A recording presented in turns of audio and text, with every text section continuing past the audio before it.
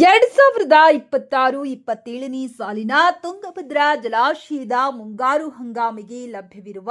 ನೀರನ್ನು ಒದಗಿಸುವ ಕುರಿತು ನಿರ್ಣಯಿಸಲು ತುಂಗಭದ್ರಾ ಯೋಜನೆಯ ಮತ್ತು ವಿಜಯನಗರ ಕಾಲುವೆಗಳ 126ನೇ ನೀರಾವರಿ ಸಲಹಾ ಸಮಿತಿ ಸಭೆಯನ್ನ ಕರೆಯುವ ಬಗ್ಗೆ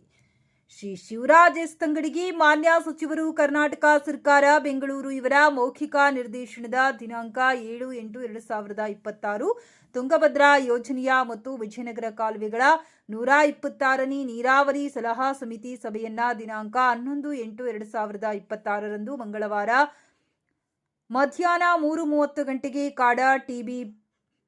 ಪಿ ಮುನಿರಾಬಾದ್ ಸಭಾಂಗಣದಲ್ಲಿ ನಿಗದಿಪಡಿಸಲಾಗಿರುವ ಮುಂಗಾರು ಹಂಗಾಮಿಗೆ ಲಭ್ಯವಾಗುವ ನೀರನ್ನು ಒದಗಿಸುವ ಕುರಿತು ನಿರ್ಣಯಿಸಲು